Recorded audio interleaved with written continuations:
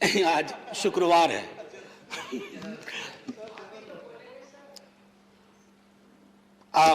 मैंने कहा ना कि अतीत की उल्टे पांव की यात्रा। अब एक चीज होती है क्रिटिकल पेडागॉजी सर। एजुकेशन के कई डिफिनेशन हो सकते हैं, लेकिन अल्टीमेट परिभाषा क्या है? Education should be an instrument for emancipation. वो लोगों को आजाद करे कई तरह के बंधनों से, वैचारिक बंधन हो, धार्मिक बंधन हो या किसी प्रकार के बंधन हो। मैं दो चीज रेफर करना चाहूंगा यहां आपके माध्यम से माननीय सभापति महोदय। दो किताब, एक मणिमुग्ध शर्मा ने लिखी अल्लाहू अकबर। उन्होंने अकबर को कंटेम्पररी कंटेक्स्ट में उसको समझने की कोशिश की। और दूसरा हमारे जयराम रमेश जी हैं, the light of Asia, the poem that defined Buddha. मैं आग्रह करूंगा कि उसको पढ़ा जाए, इन किताबों को पढ़ा जाए। संदर्भ व्यापक होगा सर। हम तो कहते हैं वैश्विक दृष्टिकोण के हैं। विश्वविद्यालय में विश्व शब्द क्यों पहले आता है? ऐसे ही नहीं आता है यूनिवर्सिटी का अनुवाद विश्वविद्यालय। दर्शन वैश्विक होना चाहिए, साइंटिफिक टेम्परामेंट होना चाहिए, अन्यथा तुलसीराम को जो आत्मकथाएं लिखनी पड़ी वो ना लिखनी पड़ती, ओम प्रकाश वाल्मीकि को जूठन नहीं लिखना पड़ता, और रोहित वेमुला को दुनिया से जाना नहीं पड़ता। ये हमारी हकीकत है। मैं ये नहीं कहता कि शायद आपने ये हकीकत पैदा की, लेकिन पैदा हुई इस हकीकत को के खात्मे के लिए हमने साझा रूप से कुछ नहीं किया। हम कंफर्टेबल हैं इस हकीकत से, कंफर्टेबल हो गए। अरे जाति है कि जाति नहीं, स्वीकार कर लिया। क्यों नहीं जा रही है? यानी कि ये प्रिविलेज का बंटवारा है।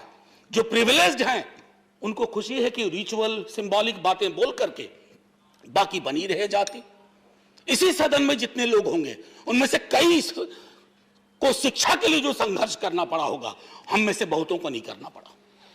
राकेश जी को नहीं करना पड़ा होगा, मुझे नहीं करना पड़ा, क्योंकि वो जो अंग्रेजी की कहावत है ना, एक line, there is nothing in name. Sir हम हिंदुस्तानी है, there is a lot in surname. नाम में नहीं है लेकिन सरनेम में सब कुछ है। सरनेम ही तय करता है कहां तक पहुंचोगे और कहां रोक दिए जाओगे। ये मैं कहना चाहता था। उसके लिए वैश्विक दृष्टिकोण, जैसे बाबा साहब अंबेडकर को आप माला पहनाएंगे, अप्रैल के महीने में कई आयोजन होंगे। ये नहीं सोचेंगे कि जॉन डुवी का क्या इन्फ्लुएंस था बाबा साहब पर।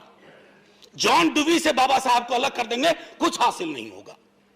फिर ये यूं ही बात हो गई ना कि मेरे दादा को एक हाथी था, हाथी मर गया, लेकिन मैं इस हाथी के सपने में आज भी कविताएं लिख रहा हूं ना। उस प्रवृत्ति से बचना होगा।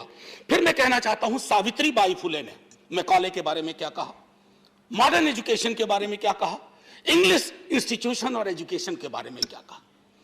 पेरियार, सावित्रीबाई फुले, ज्योतिबा फुले, बाबा साहब भीमराव अंबेडकर। आप एक साझा सोच देखिए, क्यों हमारे दलित बहुजन चिंतक उस तरह से नहीं सोचते हैं जैसा आप सोच रहे हैं, जैसा आपका रेजोल्यूशन सोच रहा है। कहीं तो लोचा है केमिकल। ऐसा क्यों हो रहा है? उसको एड्रेस करने की जरूरत है।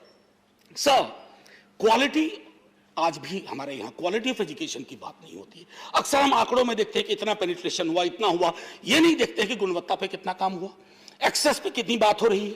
अभी कोरोना के दौरान डिजिटल एजुकेशन ने कैसे फिर से प्रिविलेज को और प्रिविलेज बनाया, बाकियों से सब कुछ छीन लिया।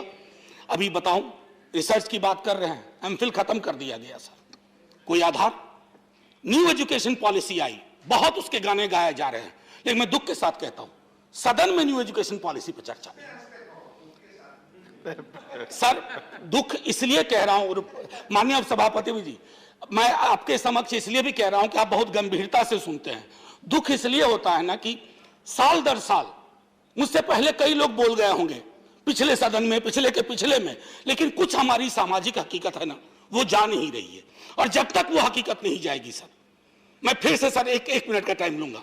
मेरे साथ सर एक स्टूडेंट था, मैंने पहले भी सदन में कहा, बहुत ब्राइट स्टूडेंट था सर।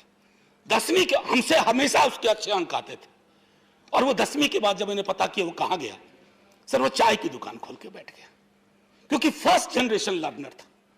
परिवार में कोई नहीं था सर, मेरे माता पिता दोनों प्रोफेसर थे। सर संसाधन तय करते हैं, जाति तय करती है, सरनेम तय करता है ज्यादातर। ये इस हकीकत को हम सबको स्वीकार करेंगे ना, तो शायद आज नहीं तो कल हम इसका निदान खोज पाएंगे सर।